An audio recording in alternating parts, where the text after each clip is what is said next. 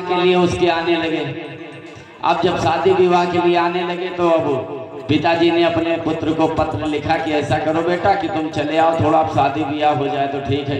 तो जो पंडित जी ज्ञानी हो गए थे ना, तो थोड़ा उनको अहंकार रहता था, अपने ज्ञान पर अहंकार रहता था। अब भाई गांव की देहात की लड़की से उन पंडित जी का विवाह तय हो गया। अब पंडित जी गांव आए, जिसके पास बैठे अपनी बड़ी बड़ी बातें बनारस की, काशी की पढ़ाई की सब बताने लगे, ज्ञान की बातें बताने लगे। अब धीरे धीरे वो दिन आ गया जब पंडित जी का विवाह उस गांव की लड़की के साथ, मतलब कम पढ़े लिखे थी वो बेचारी, उसके साथ पंडित जी का विवाह संपन्न हो गया। अब जब विवाह हो गया और ब्याह कर पंडित जी के घर आई, जब पहली बार पति पत्नी दोनों लोग मिलते हैं तो पत्नी ने प्रणाम किया, क्योंकि देहात की भाई आज भी ऐसी बात नहीं है, कुछ ना कुछ तो है ही गांव में अच्छा।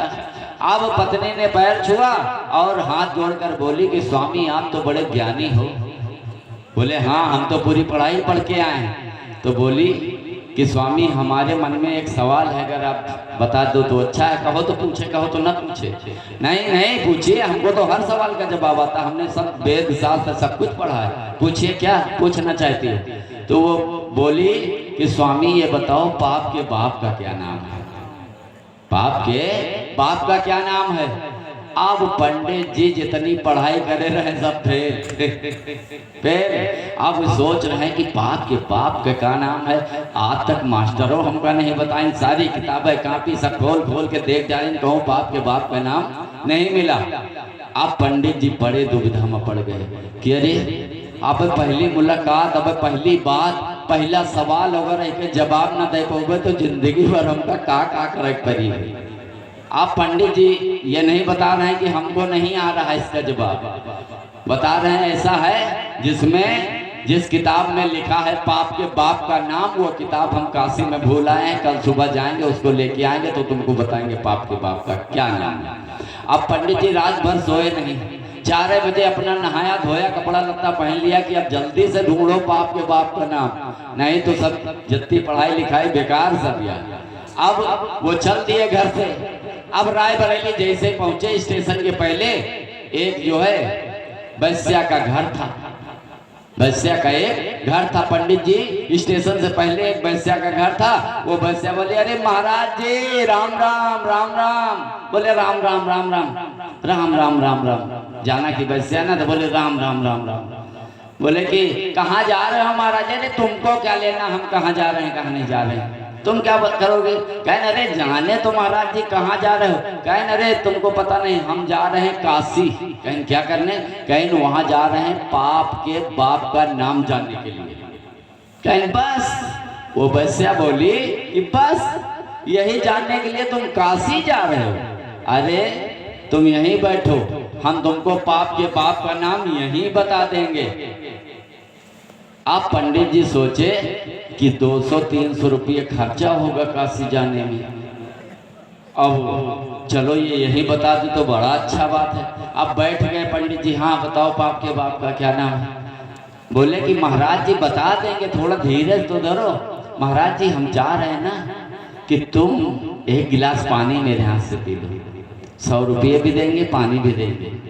बोले कि इधर उधर देखा प्यास भी लग रही, 100 रुपया भी मिल रहा, 300 किराया भी बच रहा है, चलो लाओ अच्छा पी लेते हैं। अब एक गिलास पंडित जी पानी पी लिए, फिर बोले कि अब बताओ पाप के बाप का नाम क्या है?